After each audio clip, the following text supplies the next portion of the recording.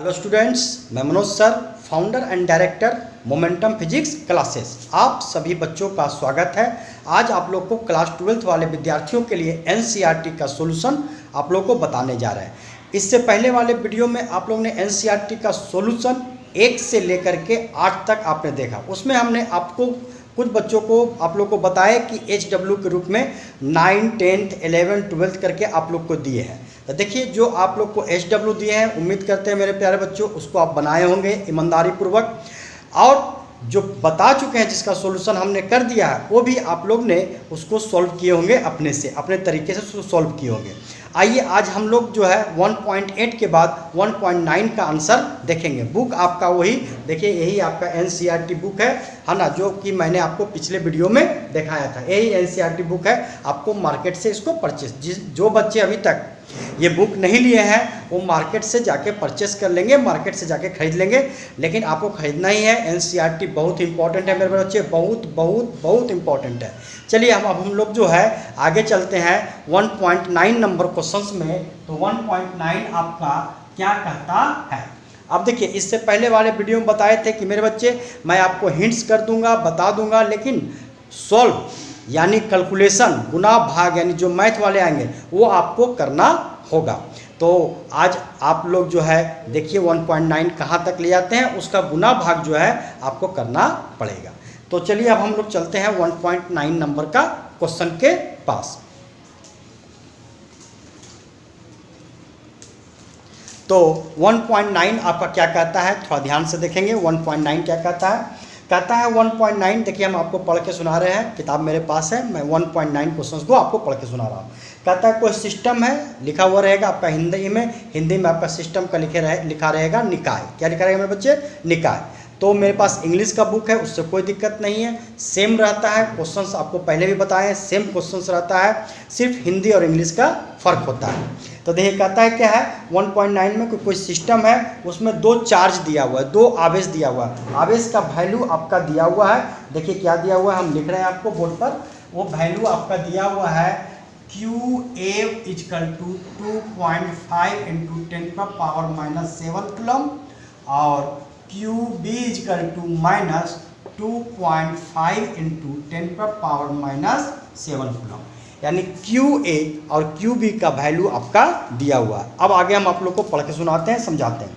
कहता है लोकेटेड का मतलब हो गया रखा हुआ है ना।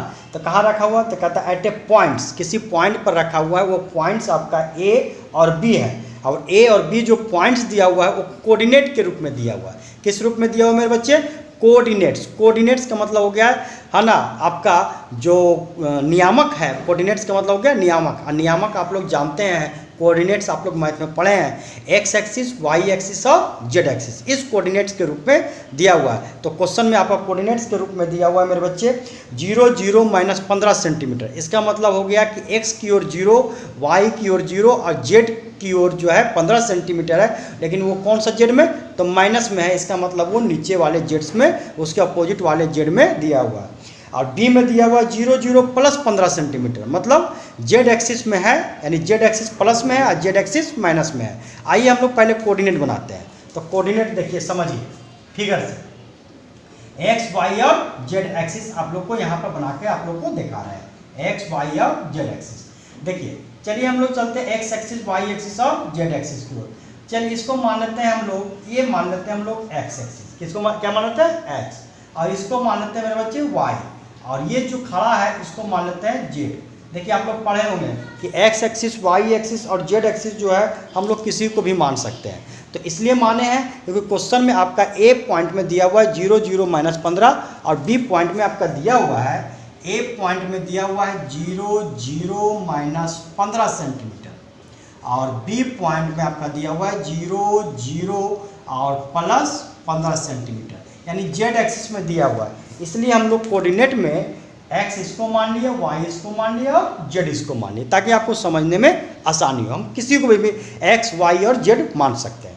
चलिए तो देखते हैं, जेड इसको माने तो ये +Z हो जाएगा, और इसके नीचे वाला क्या हो जाएगा बच्चे? -Z हो जाएगा।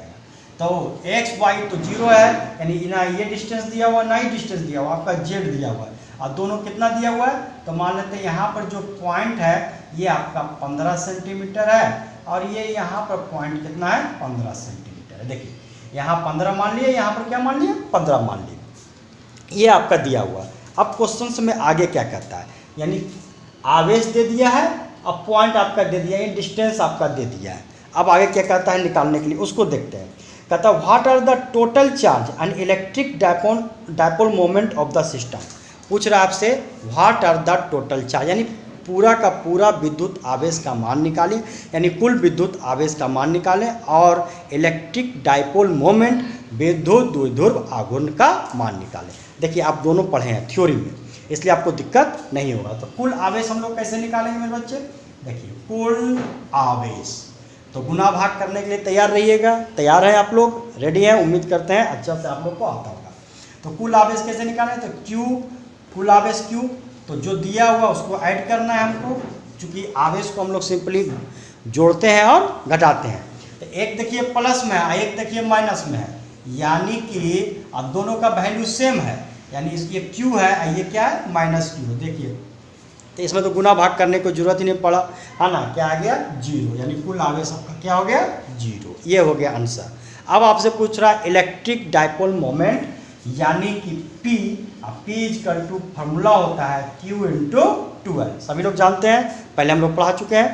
अब आप पूछिए सर कौन सा Q लेंगे, है ना, A वाला कि B वाला। देखिए कुल आवेश नहीं लेना, ये QT है, ये QT आपको निकालने के लिए बोला है, तो यहाँ पर QT नहीं होगा, यहाँ पर होगा कि दोनों में से कोई एक आवेश, यानी डायपोल मोमेंट का है तो दोनों में से कोई एक आवेश, तो या तो ये लीजिए या तो ये लीजिए, लेकिन साइन आपको लेना नहीं है, कोई भी साइन नहीं लेना है, ना नेगेटिव लेना है ना पॉजिटिव लेना है। तो दोनों में से कौन लेने बताइए, ये ले लें ये ले लें, दोनों तो सेम है। आप बोलिए सर दोनों तो सेम है, इसलिए दोनों सेम है, इसलिए कोई भी एक ले लीजिए। 2.5 इंटू 10⁻⁻7। अब डिस्टेंस आ गया 2L, डिस्टेंस क्या आ गया मेरे बच्चे 2L। अब आपको यहाँ से 2L निकालने में मदद मिलेगा। तो आइए देखिए यहाँ से 2L हम लोग कैसे निकालेंगे। देखिए यहाँ से लेकर के, है ना, ये इसको मान लेते हैं 15 सेंटीमीटर, यहाँ तक की जो दूरी होगी यही आपका 2L। तो 15 ऊपर और 15 नीचे, यानी 2L कितना हो गया मेरे बच्चे 30 सेंटीमीटर, यानी आपको यहाँ पर 30 और सेंटीमीटर को मीटर बदल दीजिए -2, गुना कर लीजिए 25 × 75 -7 -2 -9, इसका होता है कूलम इंटू मीटर। ये आपका हो गया आंसर। एनसीईआरटी के पीछे आंसर दिया रहता है, आप उसको देख सकते हैं। तो ये था क्वेश्चन आपका 1.9 का। अब हम लोग आगे बढ़ते हैं 1.10 में। देखिए 1.10 क्या कहता है। जिन बच्चों का बन गया होगा मेरे बच्चे, है ना, वो मिला लेंगे। इस तरह से अगर बनाए होंगे तो बहुत अच्छी बात है, नहीं बन पाया होगा तो गलती को सुधारने की चेष्टा करें कि आपसे क्या गलती हो रहा है ना। धीरे धीरे गलती जब आप सुधारेंगे तो मेरे बच्चे, जब धीरे धीरे गलती आप सुधारेंगे तो आपको आभास होगा कि हम जो गलती कर रहे हैं वो धीरे धीरे सही हो रहा है। इसलिए मेहनत जरूर करें, एकदम करें, और वीडियो को मेरा जरूर देखें, है ना, उसे ये नहीं करें। चलिए आगे हम लोग बढ़ते हैं 10th में। 10th वाले क्वेश्चन में कहता है कोई इलेक्ट्रिक डायपोल है, इलेक्ट्रिक डायपोल मतलब विद्युत द्विध्रुव है, और साथ में उसका विद्युत द्विध्रुव आघूर्ण का वैल्यू दिया हुआ है। 10th क्वेश्चन में हम लोग 10th क्वेश्चन की ओर बढ़े हैं। आइए देखते हैं 10th में विद्युत द्विध्रुव आघूर्ण का मान क्या दिया हुआ है, उसको हम लोग देख लेते हैं मेरे बच्चे, किताब में दिया हुआ है। तो 4 × 10⁻⁹ कूलम इंटू मीटर, है ना। तो 4 × 10⁻⁹ कूलम इंटू मीटर। कहता है एलाइन है, एलाइन मतलब वो किसी थीटा कोण से क्या हुआ है, जुड़ा हुआ है। थीटा कोण से क्या है, जुड़ा है, हिंदी में लिखा हुआ होगा आप लोग का। तो कितना डिग्री से जुड़ा हुआ है वो, एलाइन है वो 30 डिग्री से। कितना डिग्री से, 30 डिग्री से, with the direction of uniform electric field of magnitude. और देखिए इलेक्ट्रिक फील्ड का मैग्नीट्यूड भी दिया हुआ है, तो थीटा का भी वैल्यू दे दिया है, जो दिया है उसको ले लेंगे हम लोग। तो 30 डिग्री हो गया। इलेक्ट्रिक फील्ड का जो है मैग्नीट्यूड यानी विद्युत क्षेत्र का परिमाण आपका दिया हुआ है, और वो आपका दिया हुआ है मेरे बच्चे 5 × 10⁻⁴। कितना दिया हुआ है, 5 × 10⁻⁴। तो 5 × 10⁻⁻4 न्यूटन पर कूलम। आपसे पूछ रहा है टॉर्क निकालिए, यानी बल आघूर्ण निकालिए या टॉर्क निकालिए, दोनों एक चीज़ है। अगर बल आघूर्ण हिंदी में लिखा है तो बल आघूर्ण होगा, टॉर्क लिखा है तो टॉर्क लिखिए, दोनों सेम चीज़ है, इसमें कोई दिक्कत नहीं है। तो यही आपका दिया हुआ है ना। 5 × 10⁻⁻4 नहीं है मेरे बच्चे, +4 में 5 × 10⁻⁴ कितना है 4 है ना। किताब में दिया हुआ है, देख लीजिएगा, 10⁻⁴ न्यूटन पर कूलम। टॉर्क निकालना है, टॉर्क का बताइएगा फॉर्मूला क्या होगा, बोलिए मेरे बच्चे टॉर्क का फॉर्मूला। तो टॉर्क का फॉर्मूला आप लोग बताए थे, कुछ नहीं, PE sin थीटा। क्यों लिए? क्योंकि थीटा का वैल्यू आपका दिया हुआ है, P का वैल्यू दिया हुआ है, गुना भाग करना है मेरे बच्चे, गुना भाग आपको स्वयं करना है ना। मनोज सर के यहाँ पढ़ रहे हैं, मोमेंटम फिजिक्स क्लासेस में पढ़ रहे हैं, है ना। तो मजबूत तो होना ही है आपको, एनी हाउ है, हम नोट बना लीजिए कि हमको सफल होना है, 100% सफल होना है। और जिस तरह से अगले साल मेरा विद्यार्थी टॉप किया है, इस साल भी विद्यार्थी मेरा टॉप करेगा, ये मनोज सर का वादा है, एकदम लिख लीजिए, एकदम मेरा बच्चा एकदम रिजल्ट बढ़िया करेगा। तो आइए हम लोग आगे बढ़ते हैं। साइन 30 डिग्री, साइन कितना हो गया 30 डिग्री। चलिए 5 × 20 गुना भाग आप लोग को भी करना है, और साइन 30 डिग्री का वैल्यू होता है 1/2। सिंपल है, चलिए हम ही काट देते हैं, 10 × 10⁻⁻5 न्यूटन इंटू मीटर। इसका एसआई मात्रा क्या होता है, न्यूटन इंटू मीटर। ये हो गया आपका आंसर 10 नंबर। अब हम लोग चलते हैं 11th नंबर में। देखिए 11th नंबर में क्या होगा, 11th नंबर में क्या होगा, देखिए इसको।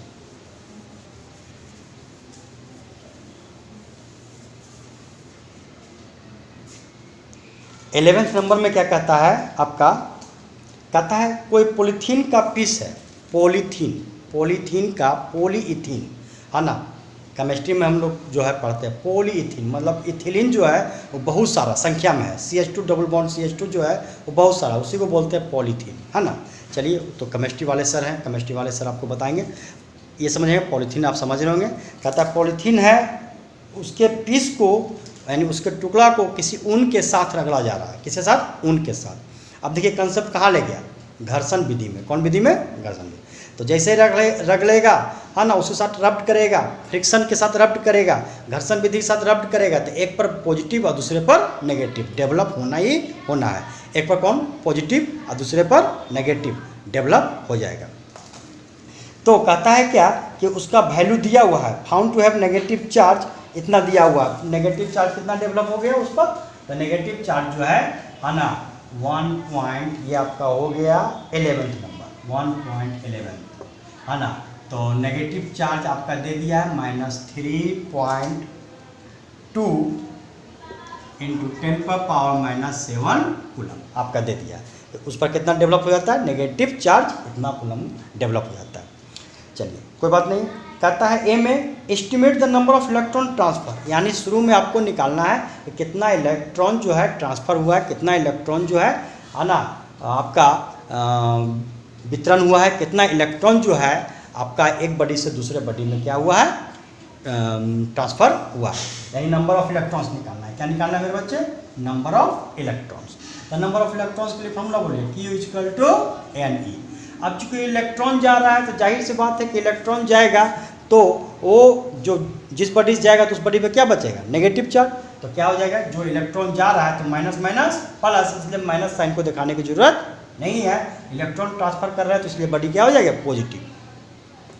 तो आपको n निकालना है, Q का वैल्यू दे दिया है 3.2 × 10⁻⁷ है ना, और माइनस लेना तो ले लीजिए।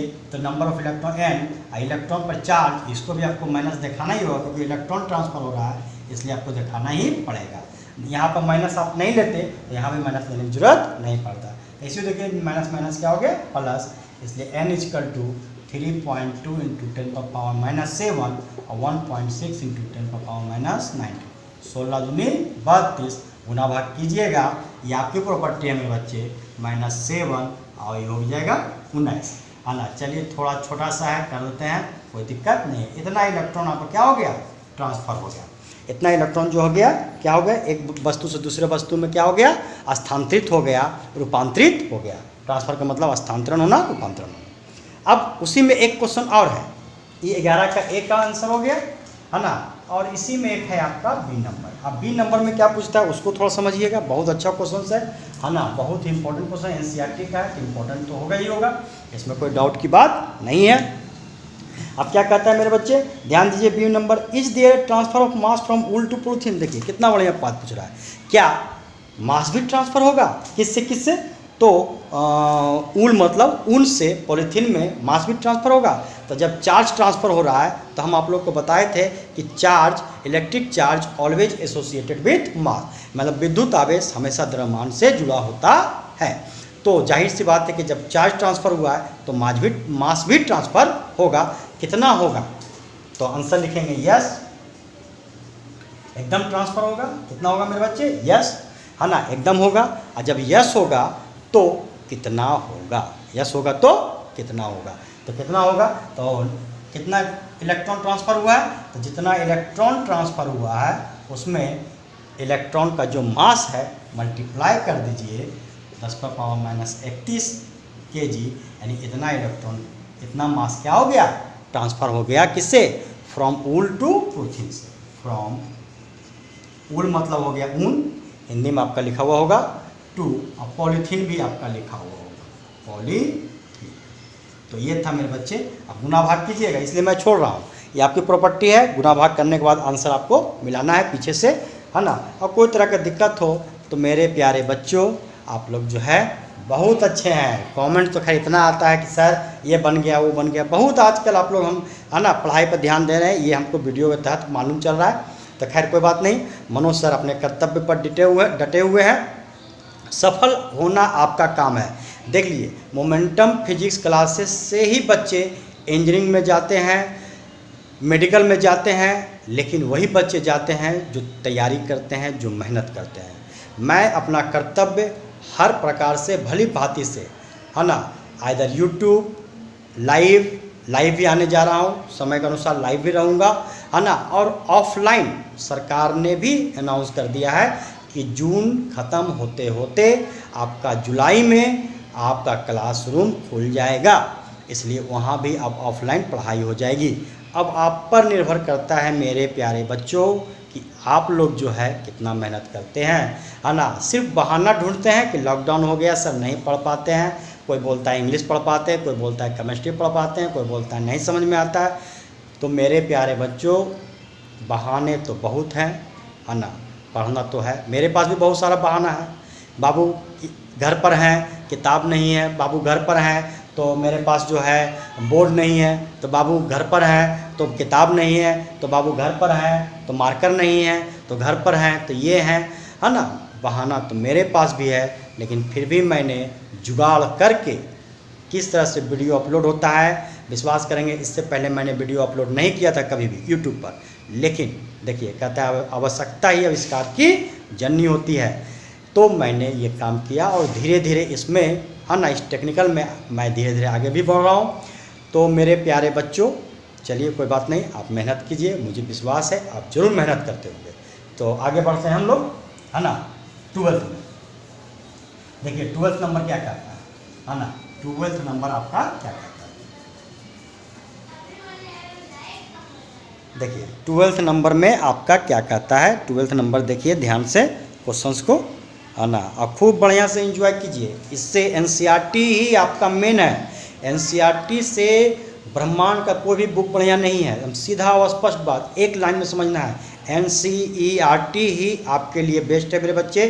खास करके अदर विषय के बारे में तो मैं नहीं बोलूँगा ज़्यादा, लेकिन अपना जो मेरा अपना विषय है यानी फिजिक्स के लिए एनसीईआरटी आप बना लीजिए, बार बार बनाइए इसको, है ना। मैं यूँ कहूँगा कि सुपर 30, मैं उनका प्रचार नहीं कर रहा हूँ, लेकिन सुपर 30 आप नाम सुने होंगे, है ना, उनके भी बच्चे यही बोलते हैं कि जेईई में जाने के लिए मैंने बार बार फिजिक्स के लिए सर, है ना, एनसीईआरटी को अनेक बार बनाया। तो सोच लीजिए जब जेईई में जा सकता है, इंजीनियरिंग में जा सकता है, आईआईटी में बच्चे जा सकते हैं, तो आपको तो सिंपल, है ना। जहाँ तक आप लोग का कमेंट आता है सर बिहार बोर्ड में क्या होगा, बस यहीं तक आप लोग है, बिहार बोर्ड से आगे नहीं निकले हैं। कुछ बच्चे होंगे जो बिहार बोर्ड से आगे सोचते हैं तो अच्छी बात है, लेकिन बिहार बोर्ड तक आप लोग उसमें भी डरते हैं, बिहार बोर्ड में क्या होगा सर, और हर एक साल देखते हैं क्वेश्चन इतना इजी आता है, बच्चे खूब बढ़िया बनाते हैं, है ना, सफल होते हैं। लेकिन वही बच्चा जो बिहार बोर्ड में टॉप करता है ना, कंपटीशन में अच्छा कर पाता है। लेकिन बाकी बच्चे तो बस सर अच्छा नंबर आ गया, खुश हैं सर, बहुत अच्छे हैं, फिर जनरल में लग गए अपना। तो खैर वो तो आपका चॉइस है मेरे बच्चे। आइए हम लोग सीखते हैं 12 नंबर को। तो देखिए 12 नंबर क्या बोलता है। 12 नंबर बहुत अच्छा क्वेश्चन है, बहुत ईजी क्वेश्चन है 12 नंबर, है ना। कहता है क्या, क्वेश्चन बड़ा है, बहुत कंसेप्चुअल है, लेकिन ध्यान से देखिए और समझने का प्रयत्न कीजिएगा। कहता है 2 इंसुलेटेड चार्ज्ड कॉपर स्फीयर, 2 को जो है और कॉपर का स्फीयर है। इंसुलेटेड मतलब हो गया कि वो इंसुलेटेड है, यानी कि वो जो है ना, पॉजिटिव और नेगेटिव चार्ज उस पर कह सकते हैं कि बराबर बराबर में, वो अभी अनचार्ज है ना, ये कह सकते हैं। कंडक्टर का है इसलिए इंसुलेटेड है, बराबर बराबर में है। चलिए तो ए और बी आपका 2 गोला बना दिए, ए हो गया और बी हो गया। क्वेश्चन नंबर आपका है 12। क्वेश्चन नंबर कितना है मेरे बच्चे, 12। अब कहता है क्या कि centre separated by distance 50 centimetre. देखिए इसके सेंटर से इसकी दूरी जो दिया हुआ है वो आपका दिया हुआ है 50 सेंटीमीटर, बदलना है तो बदल लीजिए 0.5 सेंटीमीटर, सॉरी 0.5 मीटर। कहता है क्या, what is the mutual force of electrostatic repulsion, यानी कि दोनों सेम नेचर के होने के कारण दोनों के बीच जो है फोर्स ऑफ रिपल्सन यानी वैद्युत विकर्षण बल या प्रतिकर्षण बल क्या लगेगा यदि आवेश जो है प्रत्येक पर, आवेश भी दे दिया है क्योंकि देना ही देना है, प्रत्येक पर ए पर भी और बी पर भी दोनों का वैल्यू सेम है, और वो वैल्यू है मेरे बच्चे 6.5 × 10⁻⁷ कूलम, दोनों का वैल्यू सेम है। अब क्या कहता है, ये दिया हुआ है, फिर कहता है radii of A and B are negligible compare to the distance of separation. चलिए जो रेडियस है इसके वो ये दोनों के डिस्टेंस से बहुत छोटा है, कंपेरेबल कीजिएगा तो यही बात बोल रहा है। आइए निकालिए, फोर्स निकालिए, तो बहुत टफ नहीं है मेरे बच्चे। क्यू है ना, 2 को दिया हुआ है, क्यू ए का भी वैल्यू यही है और क्यू बी का वैल्यू यही है, तो लीजिए Q A Q B by R square. देखिए दोनों का वैल्यू सेम दिया हुआ है, ये दिया हुआ है, ये निकालना सब मालूम है। उम्मीद करते हैं आप लोग बनाइएगा, उम्मीद क्या करते हैं आप लोग बनाइएगा, श्योर बनाइएगा। चलिए 12 नंबर हो गया, 13 नंबर में आते हैं। 13 नंबर में आते हैं, और अच्छा ए नंबर हो गया, ये 12 का ए हो गया, बी भी है मेरे बच्चे, देखिए बी नंबर। तो बी नंबर यहाँ पर से आते हैं, बी नंबर क्या कहता है, ए नंबर बन गया, बी नंबर कहता है what is the force of repulsion. फिर पूछ रहा है, फिर निकालिए फोर्स ऑफ रिपल्सन यानी वैद्युत विकर्षण बल, हिंदी में लिखा हुआ होगा।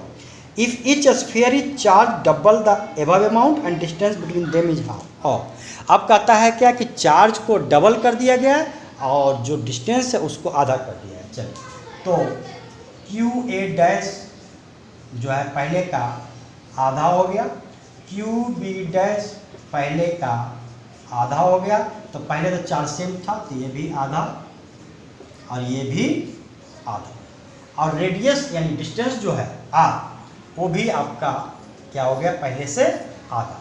तब क्या हो जाएगा, आइए नया फोर्स निकालते हैं, 1/4 pi epsilon naught Q A dash Q B dash R dash का होल स्क्वायर, इसलिए एफ डैश इक्वल टू, ये तो सेम है 1/4 pi epsilon naught Q A dash कितना है, क्यू ए बाई 2 यानी क्यू बाई 2 है ना, तो लिख दीजिए Q A by 2 into Q B by 2, आइए आपका हो गया आर बाई 2 का होल स्क्वायर।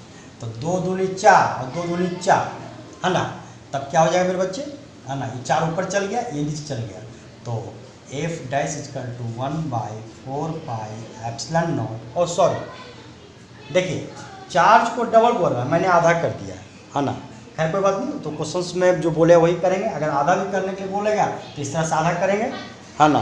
देखिए थोड़ा सा है ना, चार्ज को डबल बोल रहा है मेरे बच्चे, चार्ज को क्या बोल रहा है, डबल बोल रहा है ना।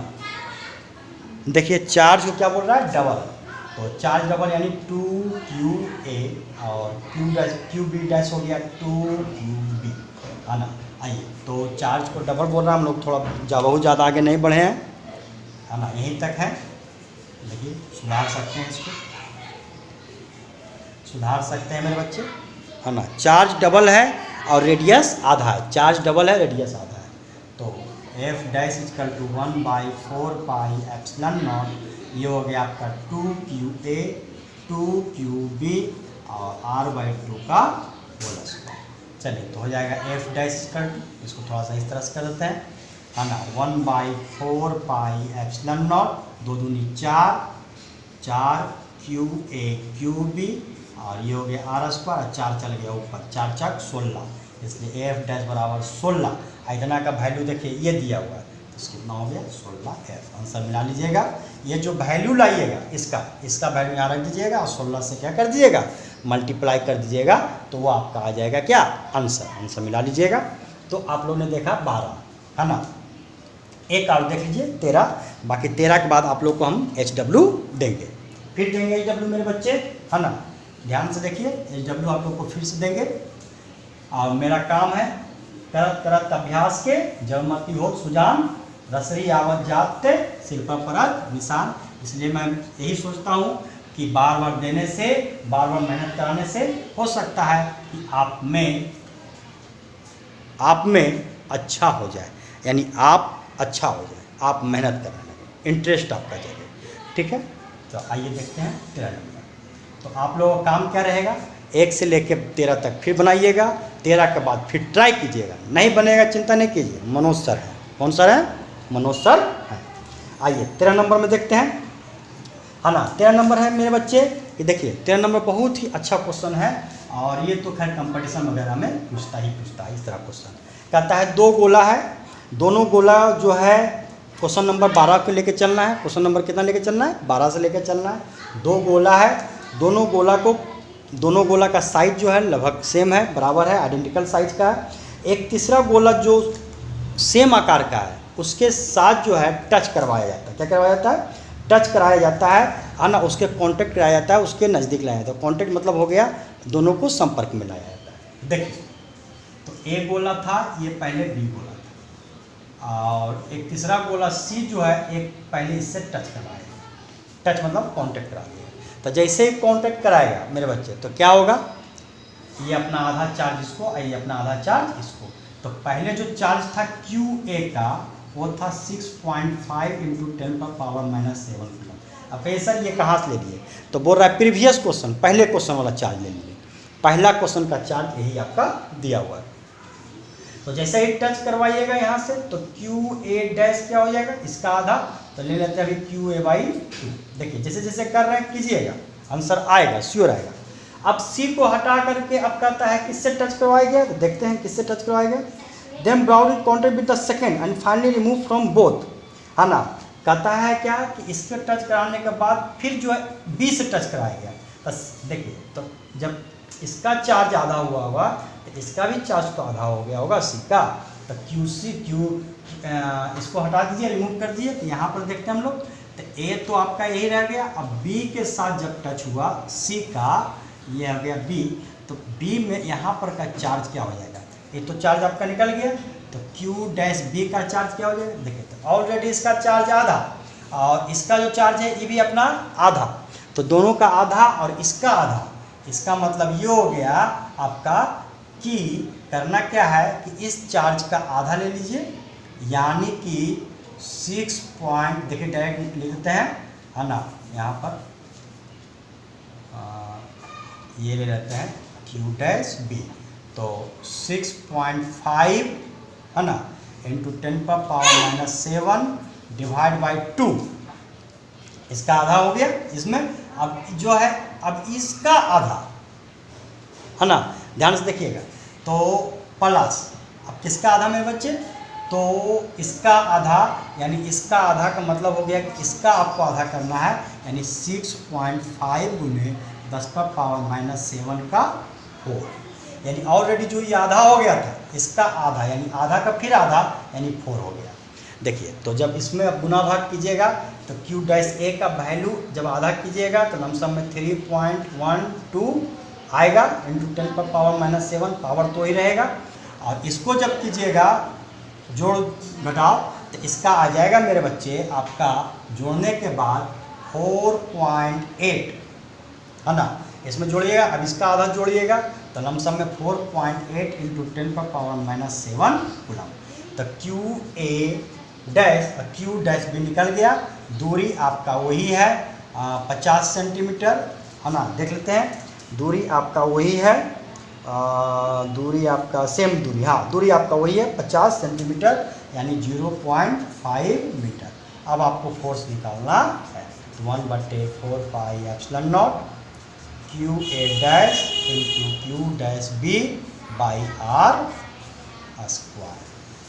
वैल्यू कर दीजिएगा फुट 4.8। इसके आगे भी थोड़ा बढ़ सकता है, 8 के बाद 7 भी हो सकता है, कोई दिक्कत नहीं होगा। वो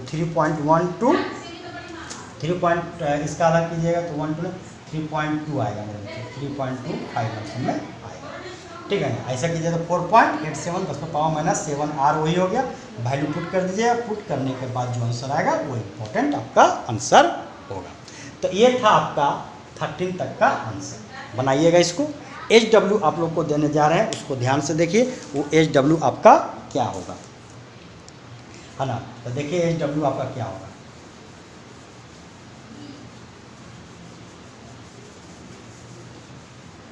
HW में 13 के बाद आपका जो है HW 14, 15, 16, 17, 1 2 3 4 17 और एक और ले लीजिए 18। यहाँ तक आप लोग का रहेगा 14, 15, 16, 17 और 18, 1 2 3 4 5 यानी 5 वो आप लोग को फिर उसके बाद जो है बनाने के लिए आप लोग को दिए हैं। उम्मीद करते हैं कि आप लोग को काफ़ी अच्छा लग रहा होगा, NCERT बनाने में समझ में भी आ रहा होगा। अब आप लोग को लग रहा होगा कि देखिए क्वालिटी क्वेश्चन है। कौन सा क्वेश्चन है? क्वालिटी, है ना। इसी को क्वालिटी क्वेश्चन कहते हैं कि हर पर थोड़ा थोड़ा ब्रेन लगे, दिमाग लगे और मेरे बच्चे थोड़ा पसीना भी गिरे। तो ज़रूर बनाइएगा। जो नहीं बनेगा हम आपको अगले वीडियो में आपको ज़रूर बताएंगे। आपका मनोज सर, अगले वीडियो के लिए इंतज़ार कीजिए। धन्यवाद।